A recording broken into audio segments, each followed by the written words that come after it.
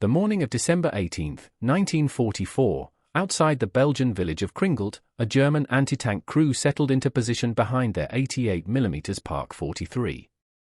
The gun was a monster, over 16 feet long. Its barrel capable of hurling a 22-pound armor-piercing shell at nearly 3,000-foot PEOS frost clung to the metal. The crew's breath came in white clouds. They had been awake since 3 o'clock in the morning, part of the massive German counter-offensive that would become known as the Battle of the Bulge. Oberfeldwebel Klaus Richter commanded the gun. He was 26 years old, a veteran of the Eastern Front who had destroyed 11 Soviet tanks at Kursk. To him and his crew, the 88 was not just a weapon. It was certainty itself. In 2 years of combat, Richter had never seen armor that could withstand a direct hit at combat range. Not the Soviet 34, not the British Churchill, and certainly not the American Sherman, that rolling coffin the Germans called a Tommy Cooker.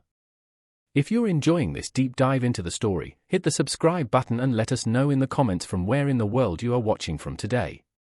Through the early morning fog, RTOR spotted movement. 300 m down the forest road, a Sherman tank emerged from the tree in. Standard procedure. His gunner, Gritter Huntsmuller, already had the traverse wheel spinning, bringing the long barrel to bear. The loader slammed an armor-piercing round into the breech. The entire sequence took 11 seconds. They had done this so many times that words were unnecessary.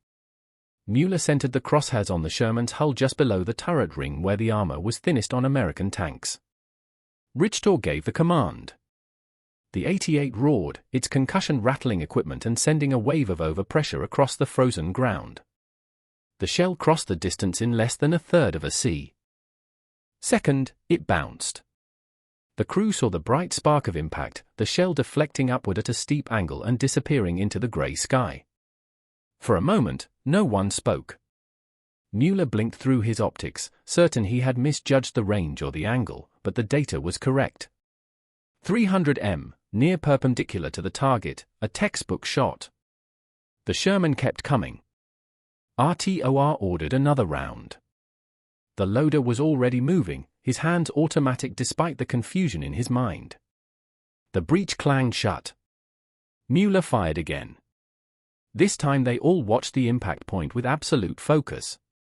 The shell struck the Sherman's glasses plate dead center. Again the spark. Again the deflection.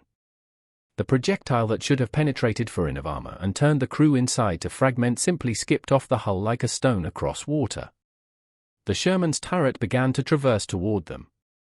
What Klaus Richter and his crew did not know, could not have known, was that they were facing one of only 254 m for A3E2 assault tanks ever built.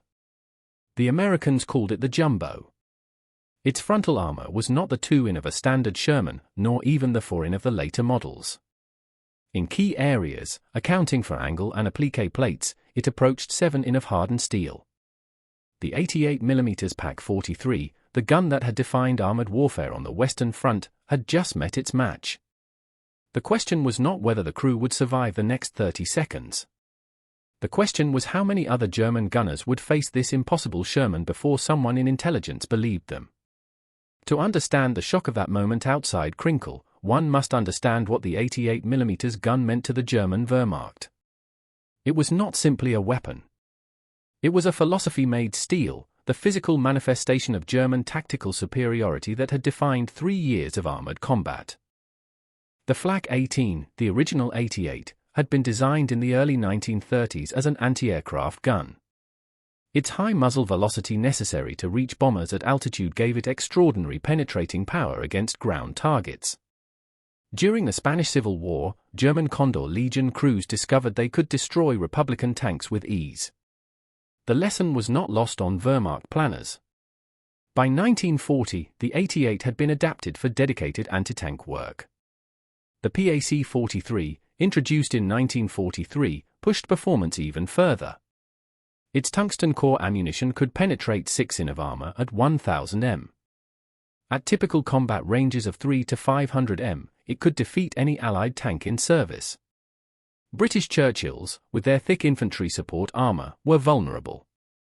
Soviet 34s, praised for their slope design, offered no protection, and American Shermans were, by all accounts, death traps. If you're enjoying this deep dive into the story, hit the subscribe button and let us know in the comments from where in the world you are watching from today. The statistics were brutal and well documented. A 1944 U.S. Army study found that German 88mm guns accounted for roughly 30% of all Sherman losses in Normandy, despite representing less than 10% of German anti-tank weapons. The gun's effective range exceeded 2,000 m, allowing German crews to engage Allied armor before American 75mm guns could respond. The kill-to-loss ratio was devastating. For every 88mm anti-tank gun destroyed, German crews claimed an average of 7 Allied tanks. German crews knew these numbers. More importantly, they felt them. The confidence that came from operating the 88 was absolute. Training emphasized this superiority. Gunnery instructors taught that the only challenge was hitting the target, not penetrating it. Doctrine assumed that any Allied tank once struck was destroyed. After-action reports reinforced this assumption month after month, battle after battle. This psychological certainty extended beyond the gun crews themselves. German infantry knew that if an 88 was in position, Allied armor could not advance. Commanders built defensive plans around the gun's capabilities, positioning them at key crossroads and along likely approach routes. The mere presence of an 88, even if camouflaged and silent, could halt an Allied advance. Tankers feared them. Intelligence officers hunted for them. Artillery prioritized their destruction. By late 1944, as Germany's situation grew desperate, the 88 represented one of the few technological advantages the Wehrmacht still possessed. German tank production lagged far behind Allied output. The Panther and Tiger tanks, though formidable, were complex and prone to mechanical failure. But the 88, whether mounted on a tank destroyer or used as a towed anti-tank gun, remained reliable, effective, and psychologically dominant. American tankers called them murder guns. British crews referred to them as widowmakers. Soviet reports described positions defended by 88s as death zones. The gun had earned these names through 3 years of consistent performance. It had destroyed more Allied armor than any other German weapon system. And in December of 1944, as the Wehrmacht launched its final desperate offensive in the Ardennes, the 88 crews rolled forward with the confidence of men who had never been proven wrong. That confidence was about to shatter. While German gunners operated with supreme confidence, American tank crews entered combat in 1944. Burdened by a very different psychology, they climbed into their M for Sherman tanks, knowing with statistical certainty that they were outmatched. The Sherman was not designed to fight German heavy armor. It was designed to be produced in quantities that German industry could never match. This was sound strategic doctrine, but it provided little comfort to the men inside the steel boxes. The Sherman's frontal armor, in its most common variant, measured 2 in on the hull and 3 in on the turret. Later models, like the M for A1 with the 76mm gun, increased this to approximately 4 in on the glacis plate when accounting for its 47-degree slope. These numbers were adequate against most German tanks and all German anti-tank guns of 1942 and early 1943. But by late 1944, they were dangerously obsolete. A German 88mm Pak 43 could penetrate 4 in of armor at 1,500 m. The Sherman's frontal protection could be defeated at ranges where American gunners could not effectively return fire. The German Panther tank, armed with a long-barreled 75mm gun, could destroy a Sherman from the front at 1,000 m while remaining effectively immune to the Sherman's gun at the same range. The Tiger with its 88mm K-36 represented an even more extreme mismatch. If you're enjoying this deep dive into the story, hit the subscribe button and let us know in the comments from where in the world you are watching from today. American tactical doctrine acknowledged this reality with brutal honesty. Training manuals instructed Sherman crews to avoid frontal engagements with German heavy armor whenever possible. The preferred tactic was to use numerical superiority, maneuver to flank positions, and attack from the sides or rear where German armor was thinnest. Official doctrine suggested that it took 5 Shermans to reliably destroy 1 Panther. Crews shortened this to a grim joke, for Shermans to distract the Panther, 1 to get around behind.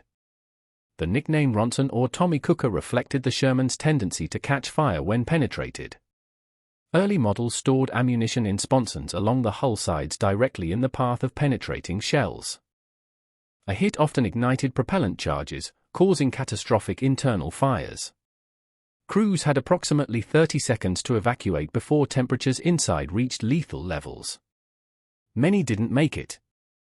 Later variants moved ammunition storage below the turret basket and added water jackets for fire suppression, but the reputation persisted. Casualty statistics reinforced these fears. A 1944 study by the 3rd Armored Division found that 62% of tank crew casualties occurred in the first 30 days of combat. New crews unfamiliar with proper tactical employment suffered disproportionately, but even experienced crews faced grim odds. The average operational lifespan of a Sherman in heavy combat was measured in weeks, sometimes days. Crews were rotated through replacement tanks with disturbing frequency. Yet, Shermans kept coming. American industrial capacity produced nearly 50,000 M for variants during the war. German factories managed approximately 6,000 Panthers and 1,300 Tigers in the same period. The Sherman's mechanical reliability, ease of maintenance, and logistical simplicity meant that American armor formations could sustain operations indefinitely. German heavy tanks, though superior in firepower and protection, spent more time awaiting spare parts than engaging the enemy. This created a paradox in American armor doctrine. Strategically, the Sherman was winning the war through sheer numbers and sustainability. Tactically, individual crews faced terrifying odds every time they encountered German heavy weapons. The tankers who fought in Normandy, who pushed through the hedge and engaged Panthers at point-blank range, understood that their survival depended not on armor, but on speed, concealment, and the hope that the next German gun would miss. Into this environment, in the summer of 1944 arrived 254 tanks that broke every assumption about American armor. They were Shermans in name and silhouette, but their armor protection rivaled German heavy tanks. The designation was M for A3E2. The crews simply called them jumbos. And for reasons rooted in secrecy, limited production, and rush deployment, German intelligence never learned they existed until it was far too late. The M for A3E2 assault tank emerged not from deliberate planning, but from desperate necessity recognized in the spring of 1944. As Allied planners prepared for the invasion of Normandy, intelligence reports painted a concerning picture. German forces had fortified the French coast with extensive defensive works, concrete bunkers, reinforced strongpoints, and layered anti-tank obstacles. Breaking through these defenses would require armor capable of leading infantry assaults while absorbing punishment that would destroy standard tanks. The problem reached the desk of Major General Gladen Barnes, Chief of the Army Ordnance Department's Research and Development Service. His solution was elegantly simple. Take the proven Sherman chassis and add as much armor as the suspension could physically bear. No radical redesign, no lengthy testing period, just raw additional steel welded onto existing hulls. The Fisher Tank Arsenal in Grand Blanc, Michigan, received the contract in May of 1944. Engineers calculated that the M for A3 chassis with its Ford GAA V8 engine producing 500 horsepower could support an additional 9 tons of armor without catastrophic mechanical failure. The base hull armor was doubled.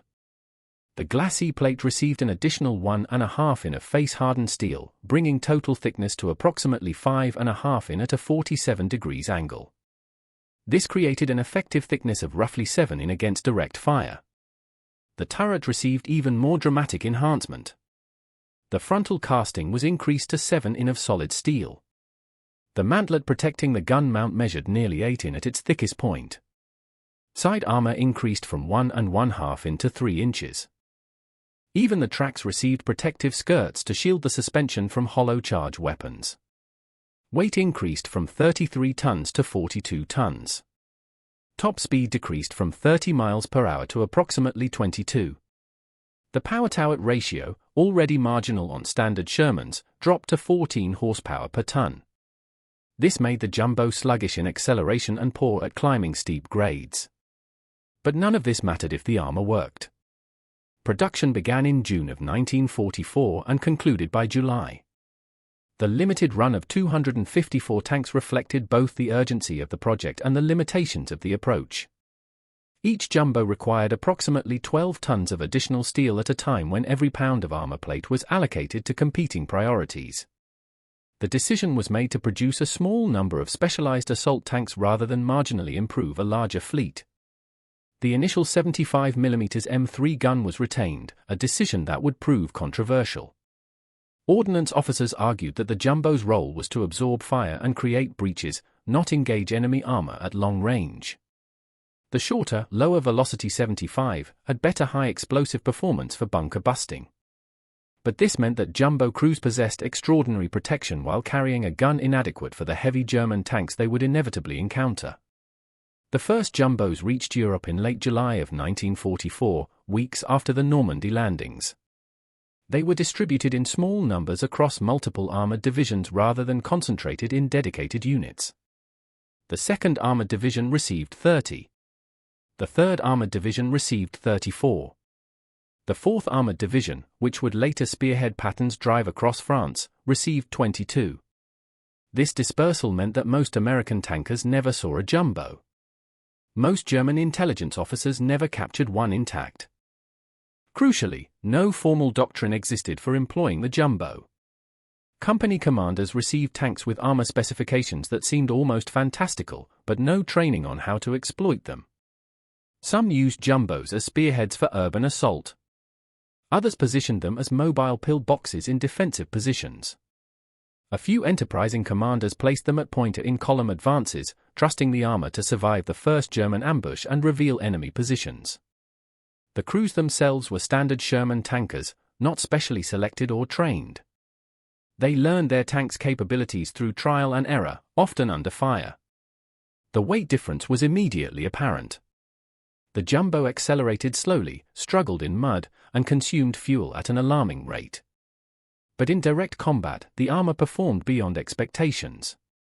Crews reported hits from German anti-tank guns that would have destroyed standard Shermans, but merely left dents and scorch marks on the jumbo's hull. Word spread informally through the ranks. Certain Sherman tanks, identical in silhouette to standard models, were nearly invulnerable from the front, but the information remained anecdotal, confined to American formations. German intelligence, already overwhelmed by the collapse of France and the need to track hundreds of Allied units, never identified the jumbo as a distinct variant requiring special tactical consideration. The failure of German intelligence to identify the jumbo Sherman represents one of the war's most consequential oversights. It was not the result of incompetence, but rather the natural consequence of a military intelligence apparatus that had been systematically degraded by 3 years of losses, strategic overextension, and the cumulative effects of Allied counterintelligence operations. By late 1944, German military intelligence, the FM de Heer West, or Foreign Armies West, operated under conditions of near blindness. The Abwehr, Germany's military intelligence service, had been compromised by Allied double agents and absorbed into the SS earlier that year. Long-range reconnaissance aircraft, essential for gathering tactical intelligence on Allied movements, had been swept from the skies by overwhelming Allied air superiority. The Luftwaffe could barely protect German cities, much less conduct systematic reconnaissance of Allied rear areas where new equipment would first appear. Human intelligence networks in England and France had been systematically dismantled. The success of Operation Fortitude, the Allied deception plan for D-Day, demonstrated just how thoroughly German intelligence had been penetrated and manipulated. Officers who had once confidently assessed Allied capabilities now operated on fragments, rumors, and outdated information. They knew the Americans were producing tanks in vast quantities. They knew the British were introducing new variants with improved guns, but the details, the specifications that would allow tactical adaptation remained elusive. The jumbo's limited production numbers worked in favor of secrecy. 254 tanks represented less than 0.5% of total Sherman production.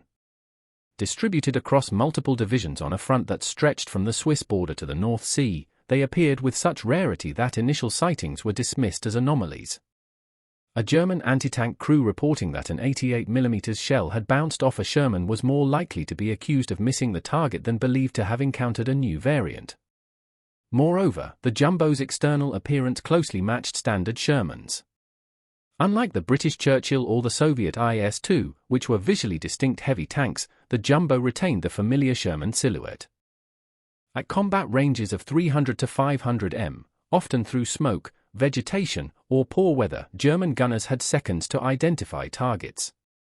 The training that had served them well for 3 years, Sherman equals thin armor equals easy kill, now betrayed them. The few Jumbos that were destroyed and examined provided misleading data. If a Jumbo was knocked out by a hit to the side or rear, where armor remained relatively thin, examiners would note standard Sherman construction. If a Jumbo was disabled by mechanical failure or abandoned, stripping crews prioritized weapons, optics, and radio equipment over carefully measuring armor thickness. The incremental nature of the armor increase meant that field measurements might show variations without revealing the systematic enhancement. German tactical doctrine compounded the problem. By late 1944, Wehrmacht defensive tactics emphasized mobility, ambush, and withdrawal over static positions. Anti-tank guns were positioned to engage flanks and rears, not to fight frontal duels. When a Jumbo did appear and survive frontal hits, German crews often assumed they had misjudged the angle or range rather than questioning their fundamental assumptions about American armor. The absence of captured documents proved critical. Allied security classifications kept Jumbo specifications tightly controlled. Unlike standard Shermans, whose technical manuals had been captured throughout 1943 and 44, no Jumbo manual fell into German hands. American crews were instructed to destroy documentation if capture seemed imminent. The few Jumbos lost intact were typically recovered by American forces before German intelligence teams could conduct thorough examinations. Perhaps most significantly, the timing of the Jumbo's deployment coincided with Germany's broader strategic collapse. In the summer and fall of 1944, German forces were reeling from catastrophic losses in Operation Bagration on the Eastern Front. The collapse of Army Group Centre, the failed Falaise Pocket in France, and the loss of Romania's oil fields. Intelligence resources focused on identifying threats to Germany's survival, Soviet offensives, Allied airborne operations, and the anticipated invasion across the Rhine.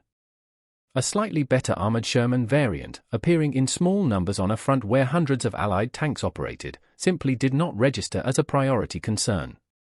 Intelligence summaries from September through November of 1944 make no mention of enhanced Sherman armor. Tactical bulletins warned of improved Allied anti-tank weapons and air superiority, but continued to assess American tanks as vulnerable to German anti-tank guns at standard combat ranges. This intelligence failure created a profound psychological weapon.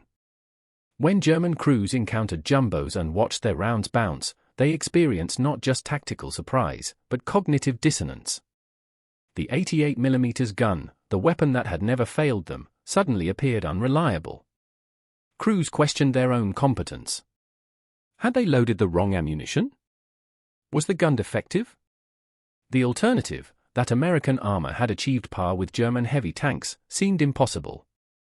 By the time German intelligence began receiving consistent reports of heavily armored Shermans in December of 1944, the Battle of the Bulge had begun.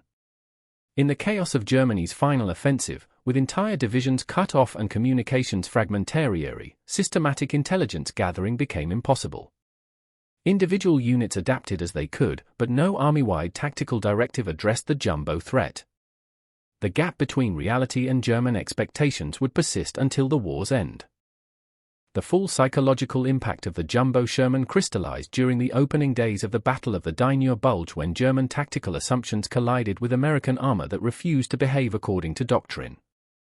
The engagement outside Krinkelt was not isolated. Across the Ardennes front, from Monschau in the north to Echternach in the south, 88mm crews faced a bewildering new reality. On the morning of December 17, 1944, elements of the 1st SS Panzer Division encountered Jumbos from Company B, 33rd Armored Regiment, 3rd Armored Division, near the Belgian town of Kenbach. The German force included 5 Tiger tanks and multiple Park 43 anti-tank guns positioned to ambush American reinforcements moving toward the breakthrough sector. The ground favored the defenders. Open fields with minimal cover, forcing Allied armor to advance along predictable routes. 3 jumbos led the American column. Standard doctrine would have been suicidal. The Tigers and anti-tank guns had clear fields of fire exceeding 1,000 m, but the jumbo commanders, having learned their tanks' capabilities through previous engagements, advanced with confidence. The German guns opened fire at 800 m. The first Tiger's 88mm round struck the lead jumbo's glacis plate at a slight angle. The shell penetrated the outer applique layer but failed to breach the base armor. The impact sent a shock wave through the crew compartment, stunning the driver, but the tank continued forward. The Tiger crew, confused by the survival of their target, fired again. The second round hit the turret front. Again, no penetration. The jumbo's gunner, now oriented on the Tiger's muzzle flash, returned fire. The 75mm round, inadequate for frontal penetration of a Tiger's armor, nevertheless struck the German tank's gun mantlet with sufficient force to jam the traverse mechanism. Effectively mission killed, the Tiger withdrew. The remaining German armor, watching a Sherman absorb multiple 88mm hits and continue fighting, hesitated. That hesitation cost them initiative. The engagement devolved into a chaotic close-range fight as American infantry and additional Shermans, both standard and jumbo variants, pushed into the German position. By noon, the German force had withdrawn, having destroyed 2 standard Shermans, but failed to stop the armored column. The 3 jumbos that led the assault bore multiple impact marks on their hulls and turrets. Not one had been penetrated from the front. A similar pattern repeated across the Bulge salient near Bastogne. A single jumbo from the 4th Armored Division's 37th Tank Battalion held a crossroads against repeated German attacks. On December 20, the tank commanded by Staff Sergeant William McVeigh absorbed 17 anti-tank rounds over 6 hours. German forces, convinced they were facing a fixed fortification rather than a mobile tank, eventually bypassed the position rather than continue expending ammunition uselessly. The psychological effects rippled through German formations after action reports from the 6th Panzer Army obtained from captured documents reveal growing confusion about American armor capabilities. One report from late December stated, enemy tank variants observed with improved frontal protection, 88mm penetration, unreliable at ranges below 500 m, recommend targeting tracks and flanks exclusively. The language is significant. German tactical doctrine had never described 88mm penetration as unreliable. The weapon's effectiveness had been assumed, not questioned. The recommendation to target tracks and flanks represented a fundamental shift in tactical thinking. An admission that frontal engagement was no longer guaranteed to succeed. For American crews, the jumbo provided not just physical protection, but psychological liberation.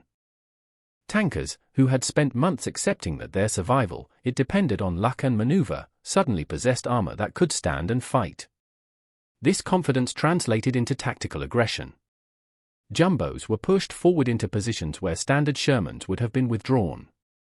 They served as rallying points for infantry, as mobile cover for advancing troops, and as psychological weapons whose mere presence altered German tactical calculations. Yet, the jumbo's limitations remained stark.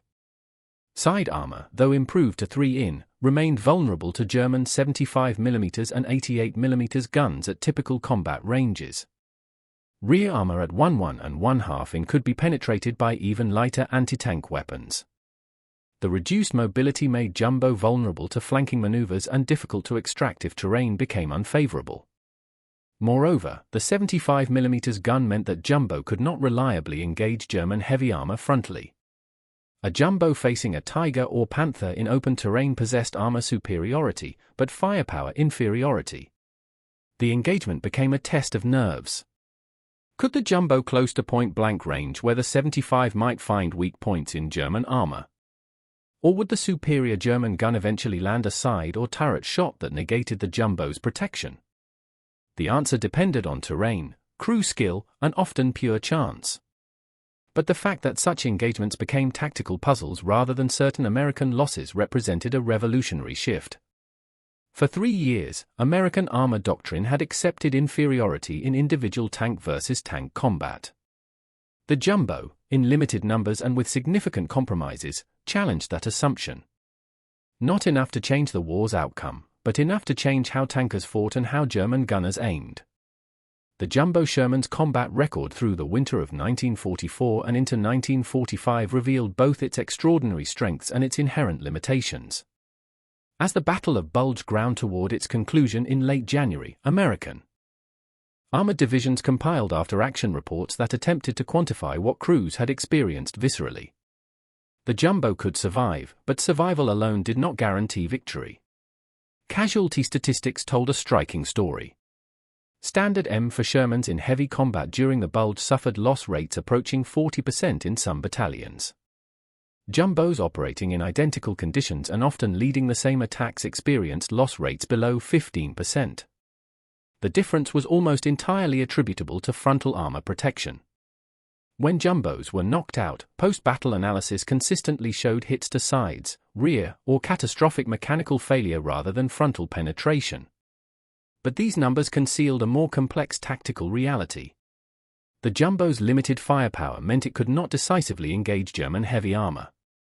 In engagements where Jumbo faced Panthers or Tigers, the typical outcome was stalemate or withdrawal rather than American victory.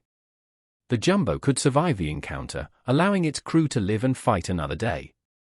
But it could not kill the German tank that had failed to kill it. This limitation drove urgent field modifications. Beginning in January of 1945, some Jumbos received 76mm guns scavenged from destroyed standard Shermans. The conversion was unofficial, performed by maintenance units using whatever resources they could improvise. The longer, higher-velocity 76mm gave Jumbos a fighting chance against German heavy armor at ranges where their superior frontal protection could be exploited. Approximately 40 to 50 Jumbo received this upgrade, though exact numbers remain uncertain due to the informal nature of the modifications. Crews praised the results. A Jumbo with a 76mm gun could fight Panthers nearly as an equal, possessing comparable armor protection and adequate firepower. Against Tigers, the matchup remained difficult, but no longer hopeless. These hybrid Jumbos represented what American armor doctrine had needed since Normandy, a tank that could both survive and kill in direct combat with German heavies. Yet, even as these modifications proceeded, the strategic context was shifting. By February of 1945, German resistance in the West was collapsing. The failure of the Ardennes offensive had consumed Germany's last mobile reserves. Fuel shortages immobilized even undamaged German tanks. Allied air superiority meant that German armor could barely move during daylight hours. The tactical problem that the Jumbo had been designed to solve, breaking through prepared German defenses, was being solved instead by overwhelming numerical and logistical superiority. The Jumbo's psychological impact, however, persisted beyond its tactical utility. German gunners who had encountered the heavily armored Shermans carried that experience into subsequent engagements. The absolute confidence that had characterized 88mm crews earlier in the war was replaced by caution and uncertainty. Intelligence briefings in February and March of 1945 finally acknowledged the existence of heavily armored Sherman variants, but by then the warnings came too late to influence German tactical doctrine in any meaningful way. For American tankers, the Jumbo's existence provided something more valuable than its limited numbers suggested. Proof that American industry could produce armor equal to German standards when required. The narrative that American tanks were inherently inferior, that crews had to accept vulnerability as the price of mobility and reliability, was definitively shattered. Later American tank designs, including the M26 Passing heavy tank that arrived in small numbers in early 1945, reflected lessons learned from the Jumbo program. The Jumbo also influenced post-war armor doctrine.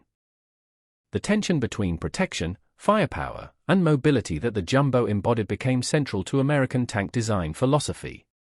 The recognition that crews needed protection sufficient to survive the opening moments of engagement, even at the cost of speed or range, shaped development of the M46, M47, and ultimately the M48 patent tanks that dominated American armored forces through the 1950s. But perhaps the Jumbo's most significant legacy was symbolic. It represented American industrial flexibility, the capacity to identify a problem, develop a solution, and field it in quantities sufficient to matter, all within months rather than years. The fact that only 254 were built might seem insignificant against total Sherman production exceeding 49,000. But those 254 tanks appeared exactly when needed, performed exactly as required, and survived at rates that saved hundreds of American lives. The crews who fought in jumbos carried their experience into peacetime. Veterans' accounts consistently emphasized the confidence that came from knowing their armor could protect them, the aggression it enabled, and the gratitude they felt toward the engineers and workers who had built their tanks.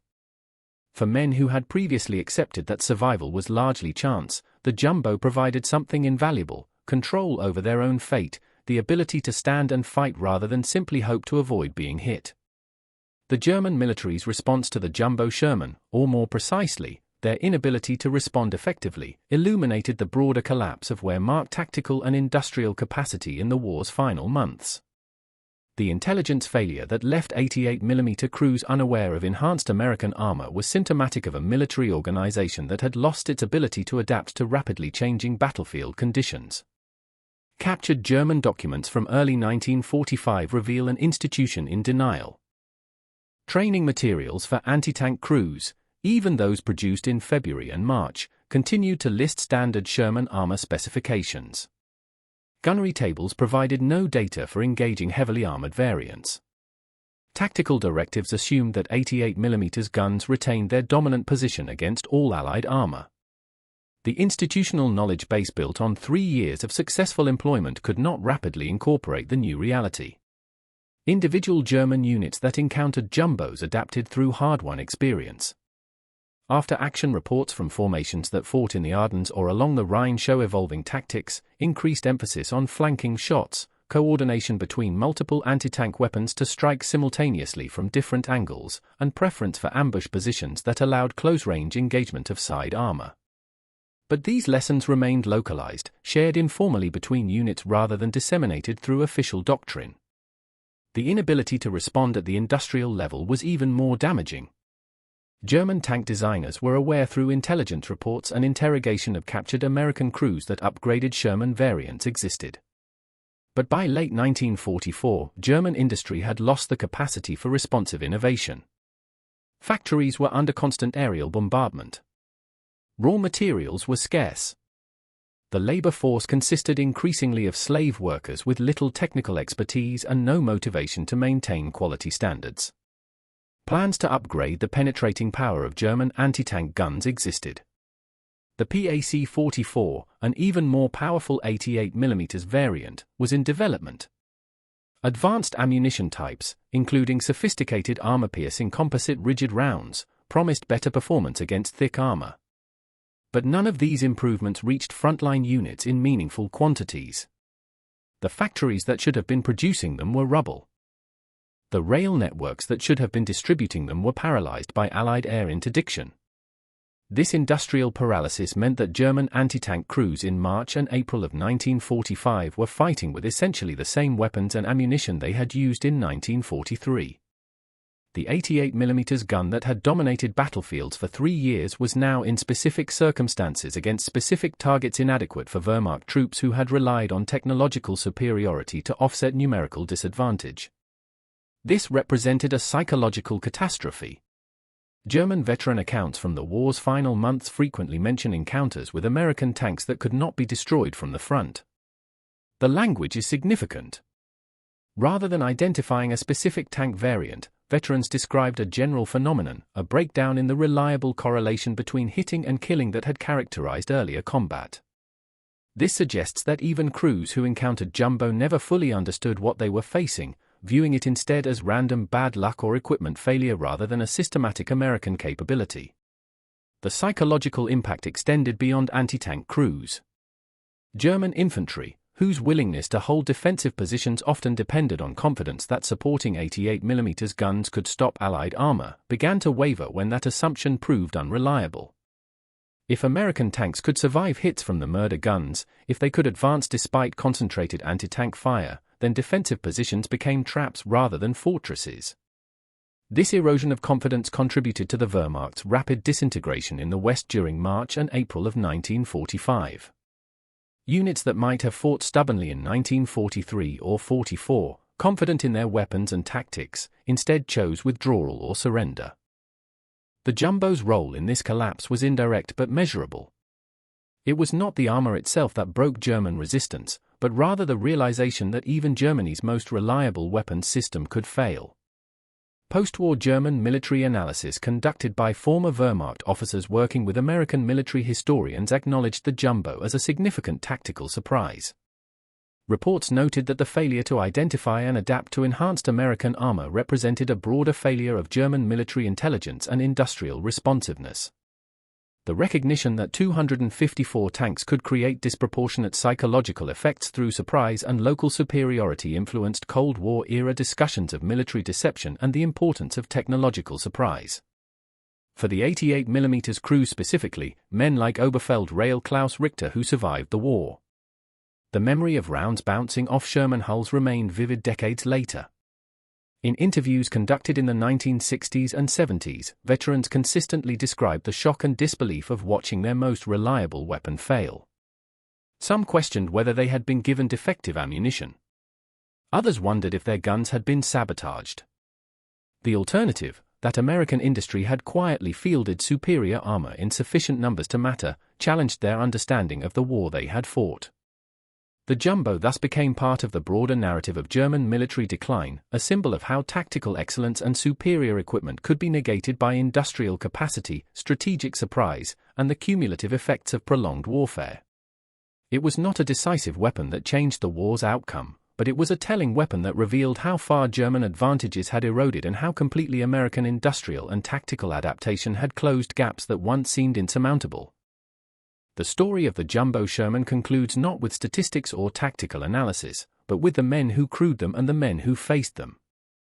The 254 tanks produced between June and July of 1944 carried approximately 1,270 American tankers into combat.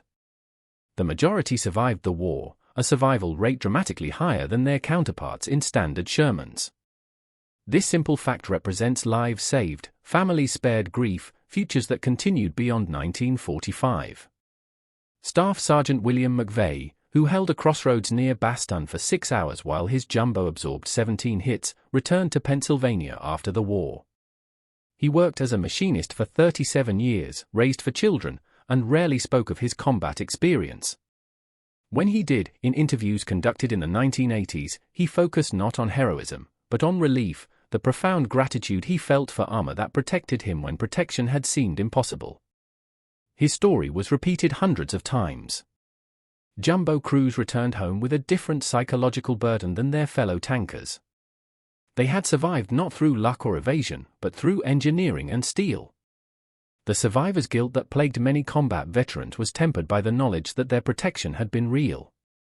Their survival earned through American industrial capacity rather than random chance. This distinction, subtle but significant, affected how jumbo veterans processed their wartime experiences. The German crews who faced jumbos and survived carried different memories. The shock of watching rounds bounce. The moment when doctrine failed and training proved inadequate remained traumatic. Some, like Klaus Richter, spent years questioning their own competence, wondering if they had somehow failed in that moment outside Krinkelt. Only decades later, when historians revealed the jumbo's specifications and limited production, did veterans understand that their weapons had not failed through defect or incompetence, but had simply encountered armor beyond their capacity to penetrate. This revelation brought its own psychological complexity. Relief that they had not failed personally, mixed with bitterness at the intelligence failure that left them unprepared. The recognition that American industry could produce such tanks in quantities sufficient to matter. While German factories struggled to maintain production of existing designs, reinforced the narrative of inevitable defeat that many German veterans carried into peacetime. The jumbo's place in historical memory evolved over decades. Immediately post-war, it was overshadowed by the arrival of the M26 Persing and the broader narrative of American armor development. Military histories published in the 1950s barely mentioned it, focusing instead on the mass-produced standard Sherman and the dramatic but limited Persing deployments. The jumbo seemed a footnote, an interesting variant that appeared too late and in too few numbers to matter. This assessment shifted in the 1970s and 80s as historians gained access to German documents and conducted extensive interviews with veterans from both sides. The cumulative weight of accounts describing jumbo's surviving hits that should have been fatal, the tactical adaptations their presence forced, and the psychological impact they created led to reassessment. The Jumbo emerged as a case study in how small numbers of superior equipment, properly employed and benefiting from surprise, could achieve effects disproportionate to their quantity. Modern armor historians recognize the Jumbo as a transitional design, a bridge between the mass-produced medium tank philosophy that dominated American doctrine through 1944 and the heavy tank doctrine that would emerge in the Cold War. Its compromises, trading mobility for protection while retaining inadequate firepower, illustrated the difficulty of balancing the three fundamental characteristics of tank design. But its success in the role for which it was designed, absorbing fire and leading assaults, validated the concept of specialized variants within a common chassis family. The Jumbo also serves as a reminder that technological surprise, even on a small scale, can create strategic effects. 254 tanks could not change the war's outcome, but they could change how battles unfolded, how crews fought, and how many men survived to go home. In the calculus of war, where individual lives often disappear into statistical aggregates, the Jumbo represents something important: the recognition that protecting soldiers, even at the cost of other performance characteristics, was worth the industrial investment. The final Jumbo combat action occurred in late April of 1945 as American forces pushed into southern Germany. A single Jumbo from the 4th Armored Division, its hull scarred with dozens of impact marks accumulated over 9 months of combat, led a column into the town of Regensburg. German resistance was minimal. The war would end within 2 weeks. The crew, exhausted and emotionally numb, parked their tank in the town square and waited for orders that never came. The war simply ended around them. That Jumbo survived the war intact. It was eventually shipped back to the United States, used briefly for training and then scrapped in the 1950s as American armor doctrine moved toward newer designs. No complete original Jumbo exists in museums today, though a few modified versions survive.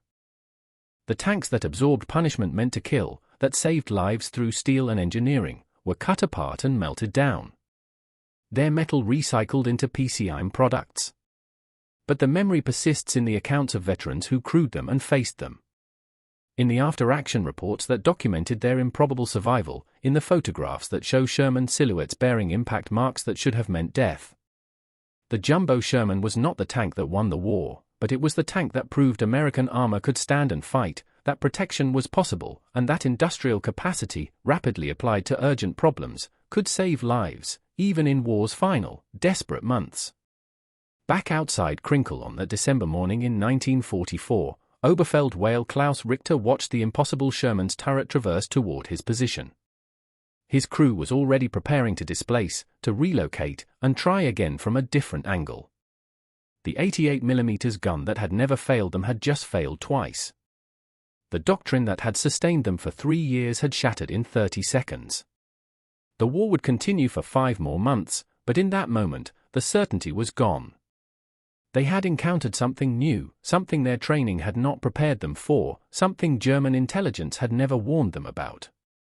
They had encountered 7 in of American steel, and they had learned too late that the age of the 88's dominance was ending.